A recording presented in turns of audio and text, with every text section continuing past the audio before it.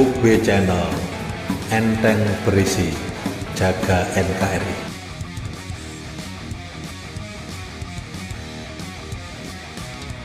Halo, ketemu lagi bersama Kunge di Urip Bonus Channel. Semoga pada siang hari ini kita senantiasa dapat barokah dari Tuhan Yang Maha Esa dan mendapat kesehatan, kebahagiaan, dan kesejahteraan sekeluarga. Amin. Tetap ngedabrus bersama Kunge.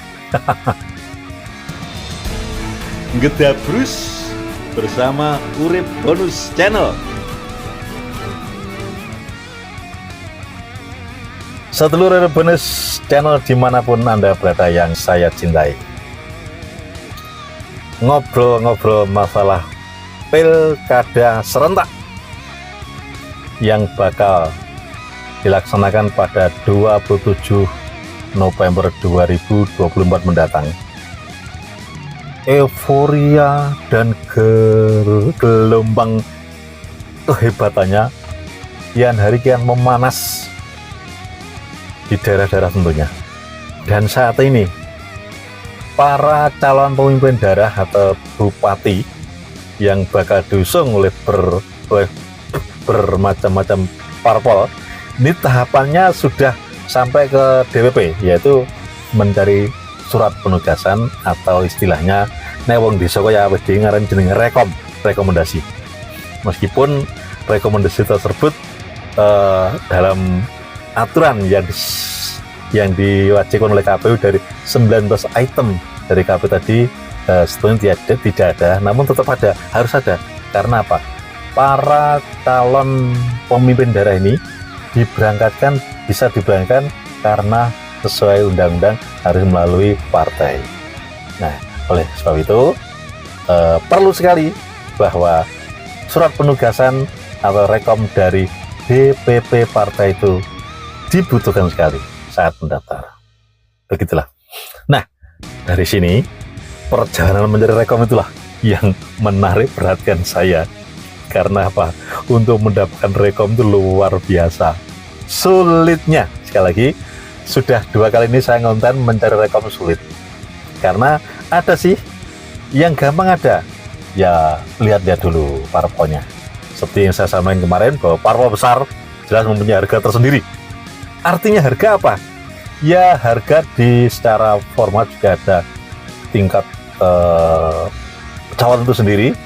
Calon itu sendiri yang diajukan oleh dari DPC ke DPP kan dinilai, diverifikasi, kemudian disurvei dananya. Di antaranya ada elektabilitas, ada popularitas, ada elektabilitas, ada lain-lainnya. Dan yang terakhir mungkin nun sewu, sitas. Pragmatis sekali ini. Dan ada beberapa bukan beberapa, ini satu yang saya amati terutama di daerah Nganjuk nih. Daerah Nganjuk itu ada Kang Marhen yang dari incumbent Bupati Nganjuk ini sudah ke DPP PDIP. Kemudian beliaunya melalui, saya secara langsung belum bertemu, namun saya membaca berita dari online itu beliaunya menyampaikan bahwa sudah mendapat rekom sudah di tangan dari DPP. Namun setelah saya amati kembali pernyataan-pernyataan ketua DPC PDIP Nganjuk ini, seakan-akan saya mulai berpikir gimana ya, berpikir gamang, berpikir ragu-ragu, berpikir masih awang-awangan, masih corong di sana, cara wedi ini si ance-ance puceri. Karena apa? Masih diberi batasan-batasan, yaitu dalam waktu sekian jika mencari konsolidasi dan rekonsolidasi macam-macam lah di daerah. Kalau tidak bisa memutuskan ya nanti bagaimana? Nah, ini kan merupakan sinyal bahwa nek ngantek jeda waktu diberikan dari DPP ke Kang Marhen itu tidak memenuhi syarat, mungkinkah surat penugasan atau rekom tersebut batal diberikan Kang Marhen? Kita berdoa semoga sudah tidak begitu kira-kira. Baik, itu ngomong spesifik masalah Kang Marhen yang sudah mengantongi rekom atau surat penugasan dari DPP, namun masih ada beberapa kriteria yang harus dipenuhi dulu. Wajar itu, wajar. Dan jangan mempunyai prediksi yang negatif ya terhadap penyata ini fakta. Oke. Di luar itu, di Nganjuk ini sudah ramai sekali para pendaftar calon-calon newcomer yang luar biasa. Sebelum kita membincang masalah newcomer, sebaiknya kita mengulas kembali masalah yang sudah ada, yang sudah daftar dan yang sudah mengembalikan formulir ke partai yang didaftarkan. Seperti Mas Triandi Eko Cahyo Saputro ini. Dia berencana diberangkatkan dari Partai Demokrat. Ini sudah mengembalikan formulir berkas-formulirnya dan untuk diserahkan ke DPP sana sambil menunggu rekom dari DPP sana. Seperti yang saya sebutkan kemarin di konten kemarin, bahwa Demokrat kemarin saya membicarakan hanya mendapatkan 3 kursi, ternyata tidak. Saat ini Partai Demokrat Nganjuk itu mendapatkan 6 kursi, ya 6 kursi.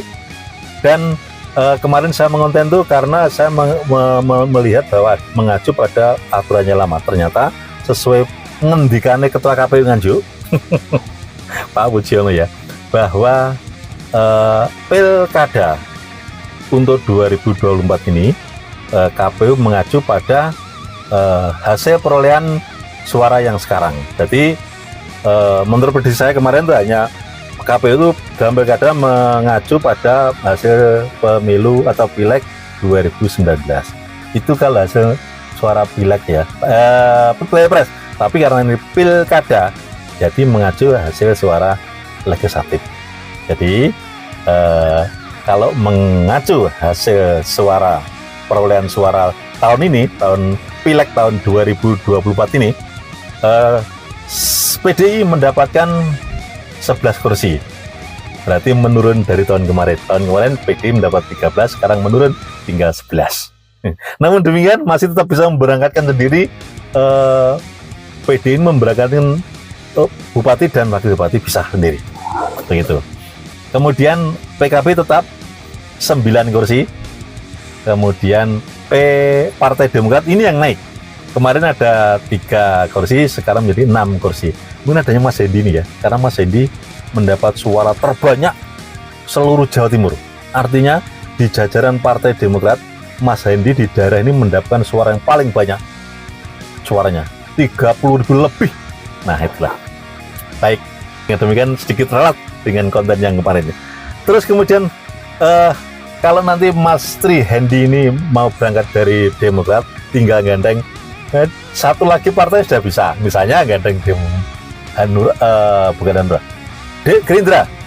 Gerindra kan mendapat 6 tahun ini, maksudnya pileg 2024 ini mendapatkan 6 kursi pancet ini. Jadi Demokrat tinggal gandeng Gerindra saja sudah selesai, atau gandeng PKB selesai. Karena apa? Untuk mengajukan calon bupati, partai harus minimal 10 kursi atau 25% dari suara sah atau 20% dari hasil kursi. Nah itu. Makanya kalau Mas Triandi ini mau berangkat dari Demokrat, tinggal gandeng satu aja. Bisa dari PKB, bisa dari Gerindra, bisa dari bisa dari Hanura. Namun Hanura bukan mengusung ya, pendukung. Karena apa? Diketahui Hanura kan tidak lolos dari ke DPR RI. Jadi dia tidak bisa mencalonkan, tapi cuma mendukung. Oke. Baik, kita tinggalkan Mas Triandi. Kemudian kabarnya ini Bunda Ita, istri Pak Taufik, mantan Bupati Nganjuk. Ini kabarnya juga berangkat dari Nasdem. Nah, tinggal gandeng sopo Bu sampean. Bisa gandeng PKB atau Gerindra atau Golkar dan lainnya. Seperti yang saya sampaikan persis dengan Partai Demokrat dengan Mas Hendi Triandi tadi. Dan itu ya. Nah, yang menarik, dulur Urip Bonus Channel dimanapun Anda berada, ini yang menarik. Setelah penjaringan ini berlalu beberapa minggu ini ya, masyarakat Nganjuk dikejutkan oleh para pendatang yang ingin mendaftarkan diri jadi pemimpin Nganjuk atau wakil pemimpin Nganjuk. Kasaran tebung, pendatang baru ini ingin mendaftarkan diri sebagai calon Bupati Nganjuk atau wakil Bupati Nganjuk. Orang gemen-gen bro, gak kaleng-kaleng sing pengen iki. Orang dari luar daerah dengan bekal duit banyak siap memborong rekom jari ini katanya begitu. Mereka berangkatnya kebanyakan dari jalur hijau ya. Kita tahu bahwa mereka berangkat itu mengandalkan jalur Nahdliyin baik yang struktural maupun kultural. Karena apa? Yang saya ketahui mereka mendaftar itu berasal dari pondok pesantren dan jalur-jalur mereka juga sudah aksesnya infrastrukturnya ke itu jalur Nahdliyin yang kultural. Iya kultural. Karena apa? Direncanakan ini jari ini juga katanya PKB juga akan mengelus-ngelus seorang bakal calon wakil bupati. Siapakah dia? Kang Ulum. Iya, Haji Ulum Bastomi. Ini dari PKB yang bakal dilus-lus oleh PKB sendiri. Ini jalur struktural ya. Nah, kembali menang. Saya berpikir begini, di Nganjuk ini kok menjadi lahan empuk bagi orang-orang luar daerah ya? Apakah tidak ada putra-putra daerah atau putri-putri daerah yang ingin menjadi pemimpin di Nganjuk, mendaftarkan calon bupati atau wakil bupati selain Kang Marhen, Kang Triandi dan Bunda Ita ya? Ya, kita ketahui Kang Marhen meskipun KTP Sidoarjo, namun sudah incumbent dan asli wong Nganjuk, Kang Marhen. Begitu juga Mas Triandi. Jangan Bunda Ita, meski orang Jombang, tapi di sini sudah lama karena menjadi ketua PK di Nganjuk dan aktif di Gentasi dulu, sukses di Gentasi. Itulah mereka. Kemudian yang pendatang-pendatang ini, saya berpikir tadi, di Nganjuk masuk gawana sih, kok sampai orang-orang luar kota menyerang sini? Apakah tidak ada? Sebetulnya saya punya referensi. Ada nama-nama yang hebat-hebat di Nganjuk, yang sudah kredibel, yang sudah bisa diakui elektabilitasnya sudah teruji dan terbukti untuk menjadi calon wakil Bupati Nganjuk. Siapa dia? Baik, kita absen satu persatu ya. Seperti ada nama Muhammad Yasin. Muhammad Yasin itu mantan sekretaris daerah Nganjuk yang saat ini masih aktif sebagai kepala Bawasda. Iya, Bawasda ya? Iya. It will come dulu ya. Oh, Bawasda. Salah. Ya, di Nganjuk Pak Yasin, Gus Yasin. Kalau mengingat Gus Yasin ini di jalur ke NU-an Nahdliyin, wah, orang ini lengket banget sejak kecil, asli murni, terus baik tingkat struktural maupun kultural, Gus Yasin orangnya. Oke, Gus Yasin. Yang kedua, ada Pak Nur Solekan, saat ini sekretaris daerah Kabupaten Nganjuk, Sekda Nganjuk. Nah, dia juga berencana iso sih jadi bupati, namun kayak gak iso ya baliknya wakil bupati ya siap-siap. Jadi banyak warga Nganjuk yang menginginkan beliaunya juga ingin jadi diharapkan jadi mendampingi nanti siapapun calon bupatinya, Pak Nur Solekan. Nah, ada lagi seperti yang saya sebutkan tadi, Kang Ulum dari PKB. Ya, Anda juga. Nek Nganjuk dikuasai kabeh. Begitu, apapun dikuasai. Karena apa? Dia sudah 15 tahun jadi DPRD, paham bener. Begitu juga beliau sudah saya sebutnya tadi, ada Pak Nur Solekan, ada Pak Yasin. Ini orang-orang yang mengerti secara kultur, secara apapun di Nganjuk, tahu semua. Nah, yang terakhir ada sosok kepala desa yang luar biasa, Saiful Anam. Mbah Saiful Anam ini kepala desa Sidoarjo. Ini kalau di tingkat jalur Nahdliyin orang umum ya akrab banget dengan para santri-santri sak Nganjuk lah, baik secara kultural maupun struktural, paham bener, dan dia mengerti Nganjuk. Gak angger wong mlebu bleng-bleng kaya Nganjuk kok kaya gene wong apik ngono. Seperti itu kira-kira. Maaf, saya terbawa emosi karena jujur aja saya sebagai orang Nganjuk yang sudah hidup di Nganjuk kira-kira 50 tahun lebih ya. Saya usia saya di atas 60, sehingga saya sudah 55 tahun di Nganjuk ini. Sehingga kalau ada Nganjuk ini, ya uangnya kayak empatnya kok piye nanti. Bukan karena apa? Beberapa waktu lalu kita tahu kan bahwa ketika kita mempunyai seorang pimpinan yang keluar dari kota Nganjuk, nyatanya gimana? Nyatanya jadi langgaran KPK. Joko KPK. Lah, belajar dari sinilah. Mari kita nikmati dan apa adanya di Nganjuk ini, dan tidak kalah orang Nganjuk dengan mereka itu.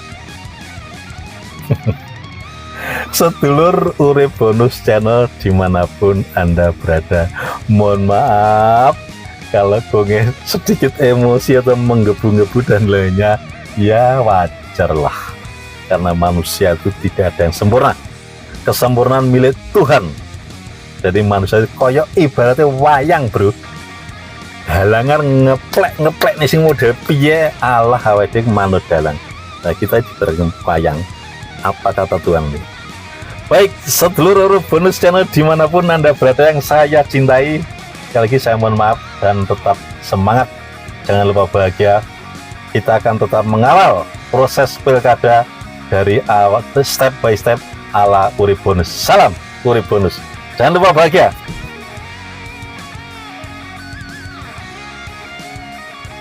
UB Channel, enteng berisi, jaga NKRI.